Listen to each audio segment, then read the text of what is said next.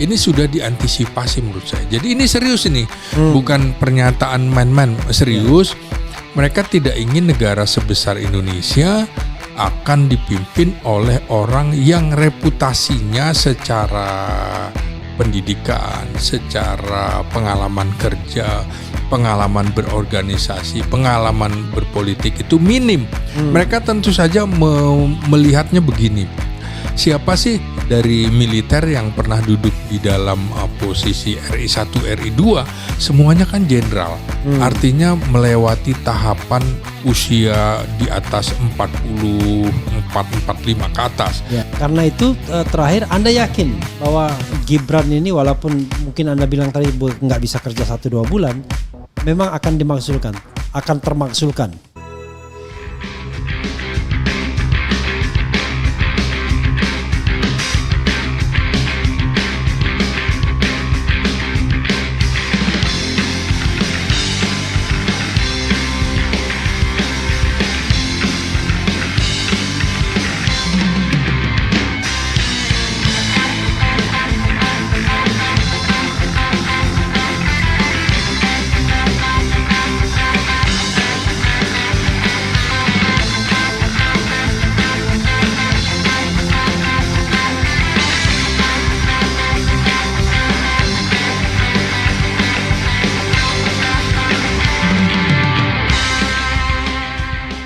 Jadi Anda meyakini bakal ada reshuffle dan itulah seharusnya juga dilakukan oleh Prabowo. Iya. Nah berikutnya ini yang ngeri-ngeri sedap. Ya, saya pengen yang penting-penting dulu, yang bisa workable, yaitu kita bacakan terkait dengan Fufu Fafa ya, yaitu tuntutan ke-8. Mengusulkan pergantian wakil presiden kepada MPR karena keputusan MK terhadap pasal 169 huruf Q Undang-Undang Pemilu telah melanggar hukum acara MK dan Undang-Undang Kekuasaan Kehakiman. Saya tidak ingin membahas alasannya karena kalau menurut saya dari sisi hukum tata negara alasannya sangat lemah ini. Tetapi banyak alasan lain ya, seperti misalnya kebohongan publik, Fufu Fafa, kemudian bahkan dugaan perbuatan tercela, obat dan lain sebagainya, ijazah dan lain sebagainya. Obat ya. apa tuh, Bung? Kita kan tidak boleh menuduh kan, tapi isunya kan berseliweran kan soal, coba lihat matanya misalnya kan. Nah, mengusulkan pergantian wakil presiden kepada MPR. Ratusan jenderal, purnawirawan meminta Gibran diganti. Alasannya bisa nanti dilakukan. Menurut Anda, ini kan bukan kerjaannya Prabowo. Iya. Ini adalah kerjaannya partai politik. Betul. Tentu Prabowo bisa main belakang. Kira-kira serius nggak para jenderal ini ngomong tuntutan ke-8 ini? Dan kira-kira apa usaha yang ingin mereka lakukan? Dan apa kira-kira sambutan atau sikap dari partai-partai politik yang notabene memegang kunci untuk pemakzulan Gibran ini? Ya kita bayangkanlah ada 8 partai politik di parlemen kan, ada Megawati di situ, kemudian ada Bahlil, ada Prabowo sendiri, kemudian ada Surya Paloh, ada Caimin, kemudian ada PKS Salim Segaf Al Jufri yang ada lebih berpengaruh. Ada Zulkifli Hasan dan partai terkecil SBY. Nggak mungkin AHY kan. Silakan Bung. Ya saya kira ini seperti main catur. Tentara sudah memikirkan biasanya ada langkah A, B, C. Apabila terjadi sesuatu A-nya nggak bisa maka B. B tidak bisa maka C. Nah ini kan juga mengantisipasi mengingat usia sepuhnya Prabowo Subianto yang dalam konstitusi juga apabila presiden mangkat gitu kan, berhalangan tetap, maka secara konstitusi wakil presiden akan menggantikannya. Sampai itu kan habis perintah masa sampai habis masa jabatan. Ini sudah diantisipasi menurut saya. Jadi ini serius ini, bukan pernyataan main-main, serius. Mereka tidak ingin negara sebesar Indonesia akan dipimpin oleh orang yang reputasinya secara pendidikan, secara pengalaman kerja, pengalaman berorganisasi, pengalaman berpolitik itu minim. Mereka tentu saja melihatnya begini. Siapa sih dari militer yang pernah duduk di dalam posisi RI 1, RI 2? Semuanya kan jenderal. Artinya melewati tahapan usia di atas 44-45 ke atas. Mulai dari Jenderal Soeharto begitu kan. Kemudian ada Jenderal Umar Wirahadikusuma, ada Letnan Jenderal Sudarmono, kemudian ada Jenderal Trisutrisno, dan mereka melihat itu plus kemudian ada Jenderal Susilo Bambang Yudhoyono yang sebagai presiden. Lalu kemudian sekarang yang Prabowo. Berikutnya sekarang juga ada Prabowo Subianto. Lalu dari sisi sipil juga kan orang-orang hebat. Dari mulai Muhammad Hatta, Sri Sultan Hamengkubuwono ke-9, ada Malik, kemudian Umar tadi udah disebut ya. Lalu ada misalnya Yusuf Kala, Habibie ya kan, Habibie dulu kan. Habibie, kemudian Hamzah, Megawati, Yusuf Kala, kemudian Budiono, Ma'ruf Amin. Semuanya. At least orang dewasa semua. Orang dewasa semua gitu kan. Nah kalau mereka melihatnya begini, di antara 6 yang maju dalam kontestasi Pilpres, mereka nggak ada masalah dengan 5 orang, kecuali 1 orang ini. Artinya gini. Saya melihat komposisi orang yang menandatangan itu, Bung, tadinya ada yang mendukung 01, 02, 03. Tapi untuk kali ini mereka menyatu. Jadi mereka tidak mempermasalahkan kalau Ganjar dan Mahfud MD menjadi pimpinan nasional. Mereka tidak memasalahkan juga kalau Anies Baswedan dengan Caimin jadi pimpinan nasional. Mereka tidak mempermasalahkan Prabowo jadi pimpinan nasional, kecuali yang satu ini. Jadi spesialis ini ya. Nah saya kira mereka mengantisipasi situasi-situasi yang nantinya menjadi buruk. Karena kalau tidak potensi terjadinya instabilitas nasional tentu mereka pikirkan. Karena itu mohon dipertimbangkan kembali partai-partai politik. Tentu saja ini tidak bisa berlaku dalam 2-3 bulan atau 6 bulan kemudian seperti membalikkan telapak tangan.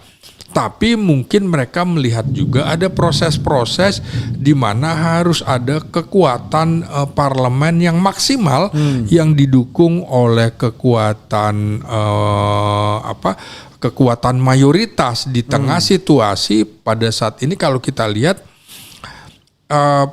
Jokowi kan menginginkan membentuk yang namanya Partai Super TBK. Super TBK adalah kelanjutan dari PSI, Partai Solidaritas Indonesia plus Projo. Nah, plus Projo, kemudian plus kelompok-kelompok relawan lainnya. Kira-kira bagaimana PSI yang didukung luar biasa oleh Jokowi kan ternyata tidak bisa masuk parlemen. Nah sementara ini kalau kita lihat orang-orang yang dekat bolak-balik dengan ke rumahnya Jokowi, ada Bahlil Ketua Umum Partai Golkar, ada Julhas Ketua Umum Partai Amanat Nasional. Saya kira ini juga dihitung. Tapi partai politik kan semuanya pragmatis, Bung. Apabila kemudian tidak menguntungkan dirinya, ya dia akan lari di situ. Maka karena heavy-nya adalah presidensil di tangan presiden, semua akan menurut imamnya, yaitu Prabowo Subianto. Pada waktunya akan menurut Prabowo semua ya. Iya, karena ini kan menurut saya begini ya, di 2000 pertengahan lah, kira-kira pertengahan dari 5 tahun pemerintahannya semuanya akan goyang, Bung. Semuanya berpikir untuk kepentingan partainya masing-masing. Disitulah barangkali kemudian Jokowi juga akan memanfaatkan ini untuk menaikkan. Nonsen kalau membiarkan Gibran cukup sebagai wapres saja. Pasti Jokowi menginginkan Gibran naik 1 step lagi menjadi presiden. Ini yang diantisipasi oleh para purnawirawan. Ada pernyataan bahwa PSI dukung Prabowo jadi presiden 2029, tapi itu kan dukungan orang politik ya. Iya, bukankah PSI dulu juga yang menganugerahkan Prabowo sebagai pembohong besar kan begitu ya, dengan memberikan penghargaan yang tidak diserahkan kan tapi diumumkan. Grace Natali waktu itu. Gitu. Dan kalau kita lihat ini ya, wakil presiden kita ini makin kehilangan relevansinya. Tidak diikutkan dalam percakapan apapun. Iya. Sehingga dia cari muka, cari perhatian dengan bikin monolog. Monolog tentang bonus demografi. Yang barangkali lebih dekat dengan dirinya. Anak muda. Ya, teman-teman dan lain sebagainya. Saya tidak tahu ya, apakah ketika dia bicara dia merasa bahwa dirinya wapres. Jangan-jangan dia merasa dirinya generasi muda. Iya. Tetapi fakta mengatakan ternyata banyak yang dislike. Dislike-nya itu sampai 92% paling tidak ya, catatan terakhir saya. Yang like-nya itu cuma 2.754, sementara dislike-nya 31.023 alias 92%. Padahal dia ngomong dengan bawa Prabowo nih, ada gambar Prabowo dan macam-macam lah. Kelihatan dia ingin menunjukkan bahwa dia loyal pada Prabowo, tapi dia ingin curi perhatian. Tapi ternyata gagal karena memang sepertinya penampilannya buruk banget memang. Gimana pendapat Bung Selamat? Iya, ini kan sama seperti waktu kampanye-kampanye kemarin. Banyak juga partai-partai politik yang menampilkan gambar ketua umumnya dengan Prabowo Subianto. Tapi tidak ada gambar Gibran. Kan saya kira begitu. Yang nyata-nyata misalnya yang segede baliho segede gaban istilah anak-anak sekarang, foto AHY dengan Prabowo Subianto. Begitu juga sejumlah partai kan begitu yang di Koalisi Indonesia Maju tidak ada gambar Gibran. Karena apa? Karena ini menjadi nilai negatif untuk kampanyenya. Walaupun ini memanfaatkan bonus demografi anak muda, tapi anak muda yang dimaksud ini adalah anak muda yang betul-betul pendidikannya benar, kemudian kerjanya beres, kemudian motivasinya jelas kan, kemudian minimal gesture-nya benar. Ya, kemudian mencari kerja bukan dicarikan kerja gitu kan. Sama dengan bagaimana kita akan membuka lapangan pekerja sebanyak-banyaknya, ternyata membuka lapangan pekerjaan bagi anak dan menantunya. Sehingga orang akan melihat ini selalu melihatnya dengan logika terbalik apa yang dilakukan oleh keluarga Jokowi ini. Sehingga menurut saya juga publik reaksinya justru negatif dengan program-program yang sekarang dicanangkan oleh Gibran. Coba yang terakhir Bung Revi, coba orang bilangnya begini, lu kerja aja deh, jangan bikin konten mulu kan, kira-kira gitu kan. Artinya lu kerjaannya apa sih sebagai wapres? Nah, kira-kira seperti itu. Karena itu terakhir Anda yakin bahwa Gibran ini walaupun mungkin Anda bilang tadi nggak bisa kerja 1-2 bulan, memang akan akan termaksulkan. Ya, saya kira dengan upaya bagaimana Prabowo sedang menjalin hubungan dengan kelompok-kelompok yang selama ini kelompok yang beroposisi dengan Jokowi loh ya. Termasuk ya partai besar dengan Megawati, dengan Ketua Umum PDIP, dan itu modal kuat, modal sosial politik bagi Prabowo Subianto. Untuk apa? Untuk menghadapi Jokowi. Dengan cara Prabowo mendekat ke Megawati kan artinya bahwa Prabowo menganggap bahwa posisi Jokowi itu membahayakan dirinya. Dan ini kan langkahnya ada di sebelahnya, artinya di Istana Wakil Presiden begitu. Oke. Coba kita bergerak ke yang lain. Ya. Ini menarik ini. Karena ini sepertinya diametral, berhadap-hadapan, yaitu mengembalikan fungsi polisi sebagai Kamtibmas. Ini tuntutan yang ke-7 ya, mengembalikan Polri pada fungsi Kamtibmas, keamanan dan ketertiban masyarakat di bawah Kemendagri. Ini sepertinya ada kejengkelan yang sudah memuncak dari kalangan TNI, termasuk dari kalangan purnawirawan. Karena kalau kita tahu kan, polisi berkuasa kan 30 tahun terakhir sejak reformasi kan, 25 tahun terakhir lah. Jadi mereka-mereka yang merasakan betul waktu itu belum pensiun. Jadi sepertinya ada sesuatu yang memuncak saya khawatir bias ya. Tetapi silakan Anda komentari ini, dan apakah ini lagi-lagi tuntutan yang serius atau cuma sekedar letupan agar terjadi reposisi yang barangkali lebih adil bagi TNI? Saya kira ini serius. Kalau petisinya kan dilakukan Forum Purnawirawan Prajurit TNI, nggak ada Polrinya kan? Iya. Ya biasanya kadang-kadang gabungan, ya kan? Berarti memang ada kepentingan. Saya kira TNI Purnawirawan merasa terusik. Kok saudaranya sekarang begini gitu ya? Nah, mereka kan bukankah di dalam perintah konstitusi mengatakan tugas polisi adalah keamanan ketertiban masyarakat dalam rangka penegakan hukum dengan mengayomi, melindungi, melayani masyarakat. Seputar semuanya adalah keamanan yang terkait dengan keamanan publik. Nah, jadi bukan keamanan dalam arti besar, keamanan dalam negeri, keamanan nasional atau keamanan negara. Tapi human security ya. Ya, jadi menurut saya justru yang agak aneh kemudian kalau menempatkan polisi di bawah Kementerian Dalam Negeri.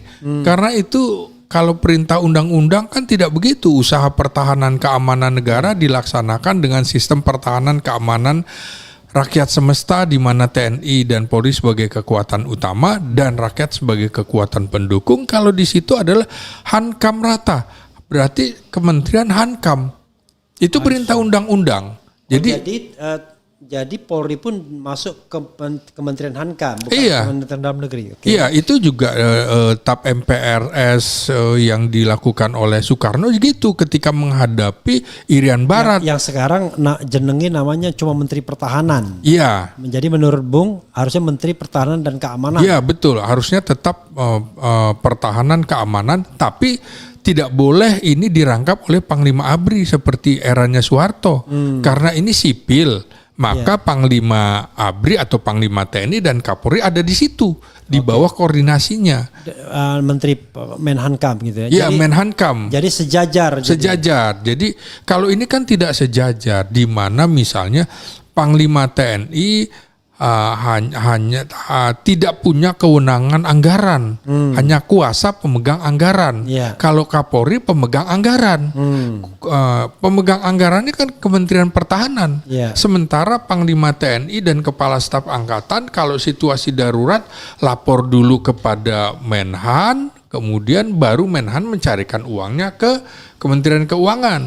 Nah, sementara kalau Kapolri langsung minta ke Kementerian Keuangan.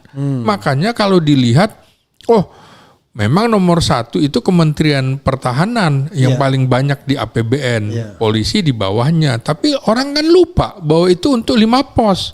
Kementerian Pertahanan, Mabes TNI, Mabesat, Mabesal, Mabesau. Nah, jadi sementara Polri tinggi sekali sekitar 127 triliun untuk dirinya sendiri. Nah, ini kan artinya kalau kita lihat ini harus dikembalikan seperti dulu, di mana polisi itu punya paramiliter, paramiliternya seperti Brimob, itu kok sekarang justru lebih hebat daripada kesatuan infanteri senjatanya, padahal. Jadi kalau mereka bentrok menang Brimob. Nah makanya selama senjatanya sama, maka konflik di bawah itu akan terus terjadi, kecuali yang satunya senjatanya di bawah. Ini kan nanti mereka merasa senjata gue juga sama senjata lo, kan kira-kira begitu. Nah ini harus dikembalikan, karena polisi itu adalah sipil bersenjata, tapi dia bukan ASN. Senjatanya untuk melumpuhkan, bukan membunuh. Nah, karena ini. Tapi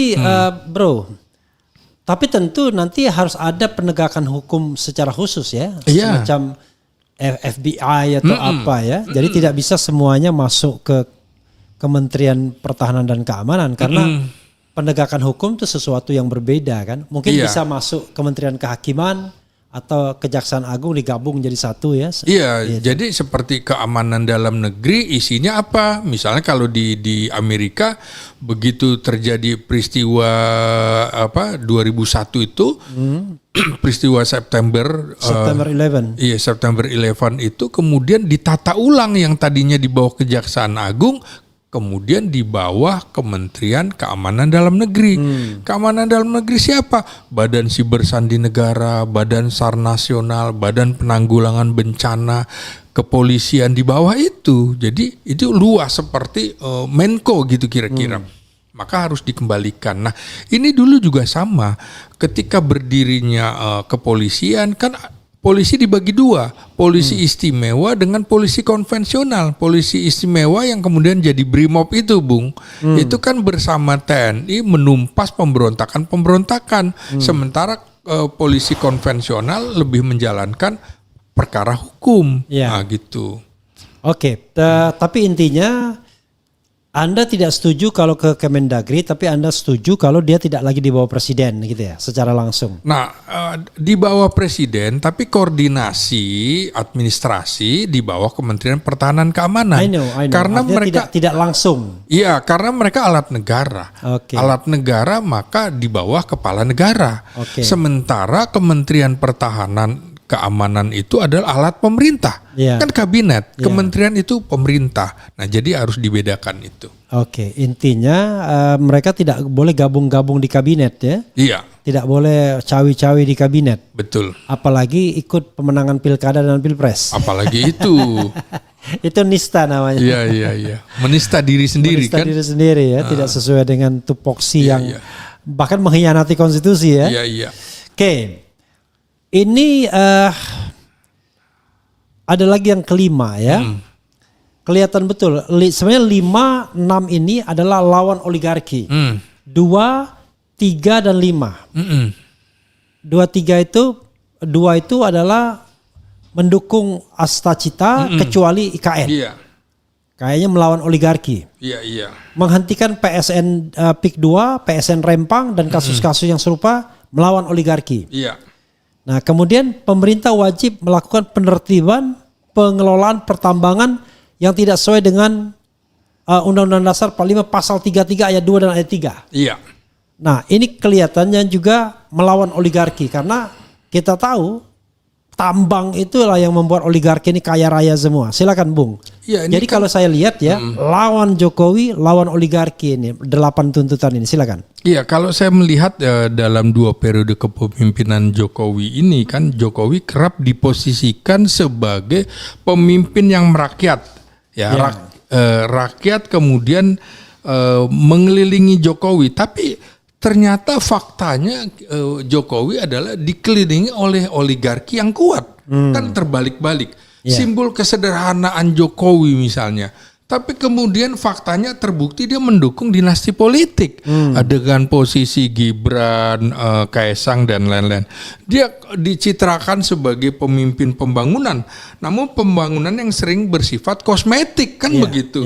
Dan merugikan lingkungan serta masyarakat adat. Contohnya IKN itu tadi, proyek yang lain, proyek strategis nasional.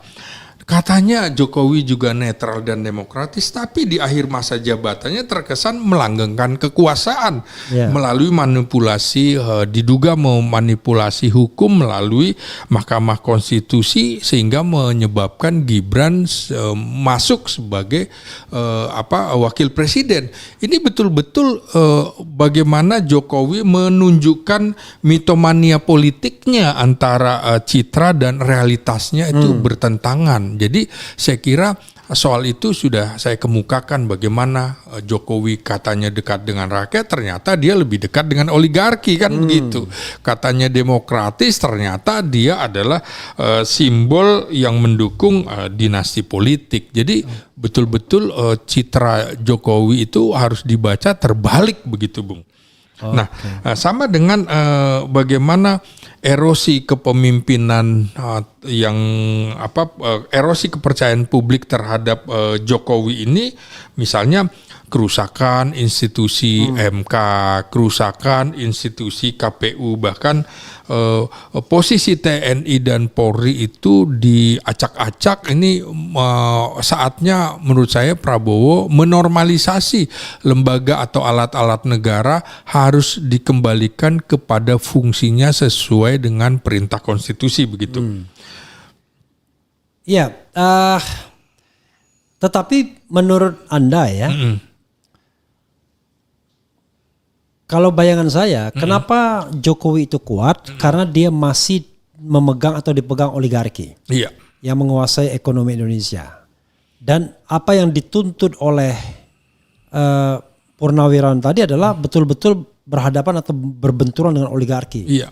PSN, Rempang, kemudian tambang dan lain sebagainya. Kira-kira ini bakal diperhatikan atau tidak? Karena sekali lagi ini tentara tue yang tidak punya resources lagi, pasukan pun mungkin sudah tidak lagi ada yang patuh. Sepanjang kan kelebihan Prabowo adalah dia ngopeni. Betul. Tapi tentara-tentara lain yang duitnya nggak banyak nggak bisa ngopeni dia. Kalau bahasa Melayu Malaysia kan laskar tak berguna katanya. Laskar tak berguna. Tapi ternyata dia ingin tetap berguna. Oke. Kira-kira kan kalau kita lihat misalnya Prabowo itu kata Syahganda ada seorang sosialis. Iya. Seorang yang betul-betul anak kandung dari PSI itu, Partai Sosialis Indonesia, di mana bapaknya juga sosialis. Kader PSI yang tersisa saat ini saat terakhir Rocky Gerung termasuk juga Prabowo. Nah, di sisi lain ini orang kan pasti berpikiran neolib, kapitalistik dan lain sebagainya. Yang akan ditumbuk oleh para jenderal ini. Bagaimana Anda melihat kemungkinan Prabowo menegakkan ideologinya yang diyakini orang sebagai seorang sosialis ketika dia akan berhadapan dengan katakanlah naga-naga ini?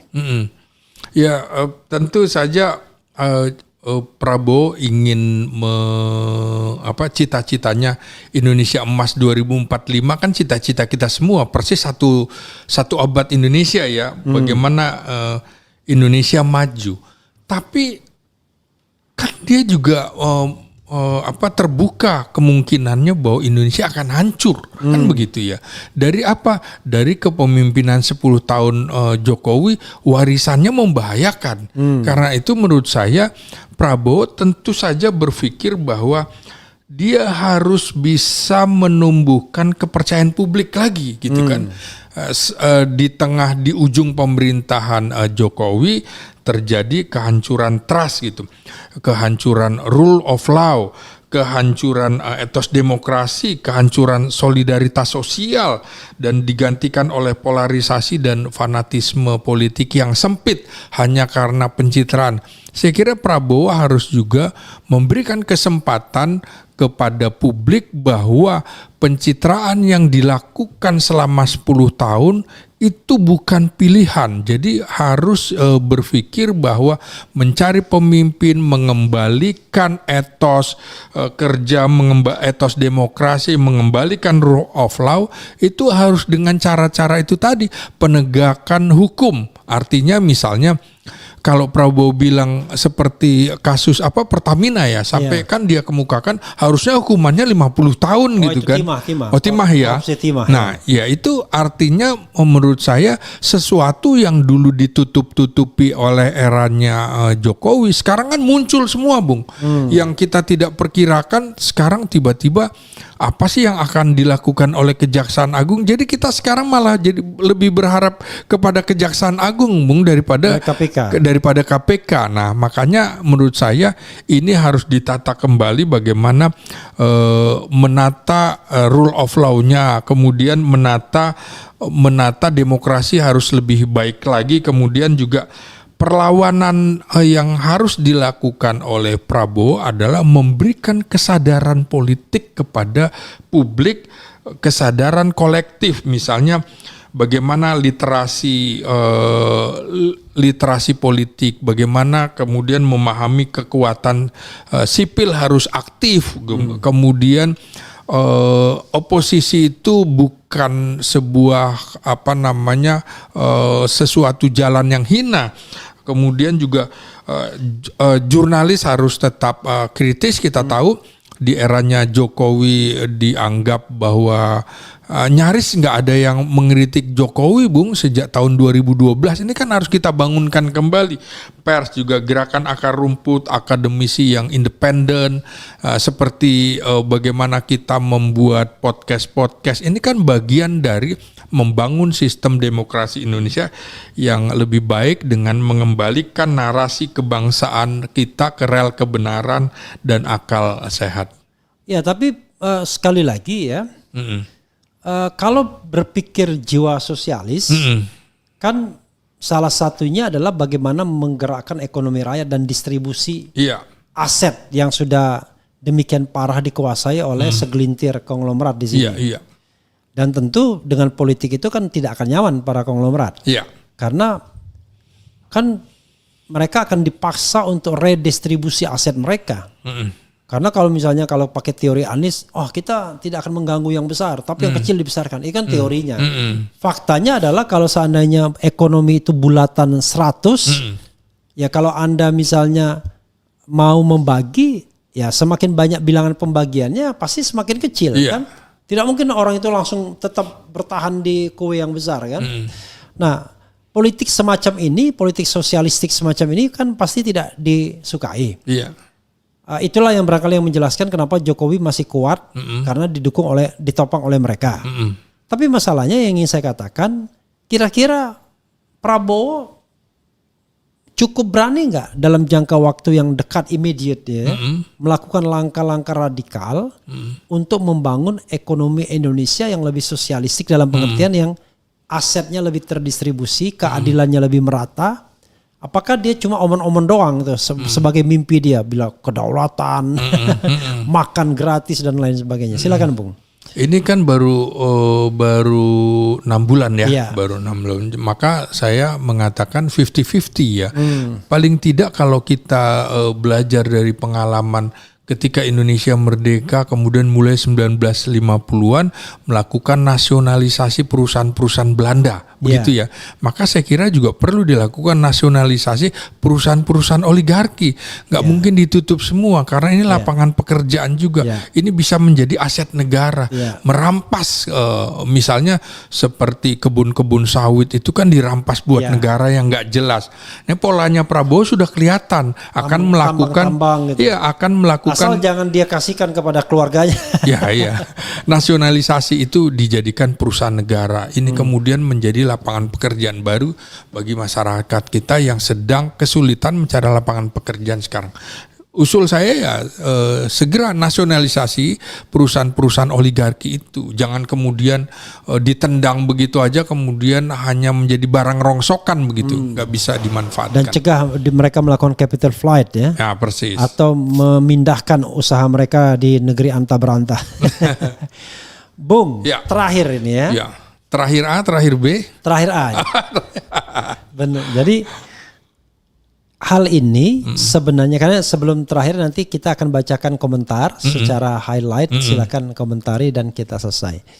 Jadi gini, ini bidang yang sebenarnya tuntutan yang saya tidak mau bahas karena sebagai orang tata negara saya memahami ini tidak mudah, yaitu kembali pada Undang-Undang Dasar 1945. Karena itu akan secara fundamental mengubah ketatanegaraan kita.